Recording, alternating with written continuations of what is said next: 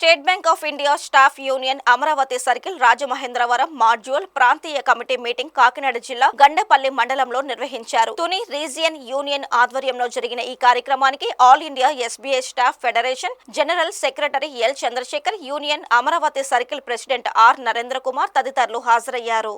ఈ సందర్భంగా general secretary Chandrasekhar మాట్లాడుతూ ప్రభుత్వ రంగ బ్యాంకులలో సిబ్బంది కొరత వల్ల ఖాతాదారులకు పూర్తి స్థాయిలో సేవలందించలేకపోతున్నామన్నారు. ఈ నెల 24, 25 తేదీల్లో 2 రోజుల పాటు బ్యాంకులు బంద్ జరుగుతుందని తెలిపారు. ఈ బంద్కు ఖాతాదారులు సహకరించాలని కోరారు. తుని రీజియన్ ఇన్ఛార్జిగా క్రొవ్వుడి శ్రీనివాసరావు పదవి విరమణ సందర్భంగా సన్మాన కార్యక్రమం నిర్వహించారు. ఈ కార్యక్రమంలో రాజమహేంద్రవరం మాడ్యూల్ బ్యాంక్ ఉద్యోగులు పాల్గొన్నారు. ప్రైవేట్ రంగ బ్యాంకులు 30% వ్యాపారాన్ని మాత్రమే చేస్తారు. కానీ వాళ్ళు 3 లక్షల నుంచి వాళ్ళ సిబ్బందిని 3 లక్షల నుంచి 9 లక్షలు పెంచుకుంటారు.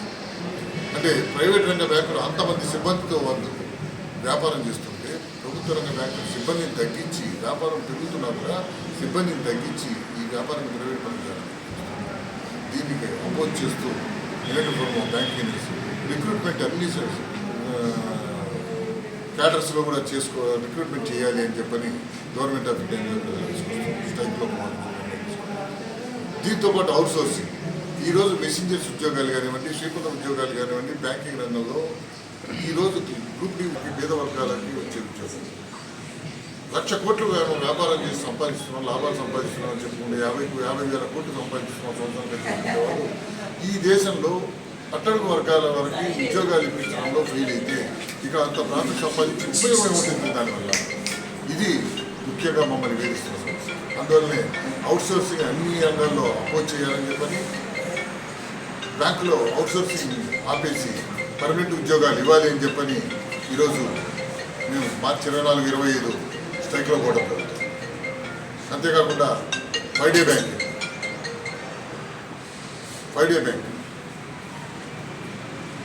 ఇది ప్రపంచం మొత్తం మీద ఈ 5 డే బ్యాంకే.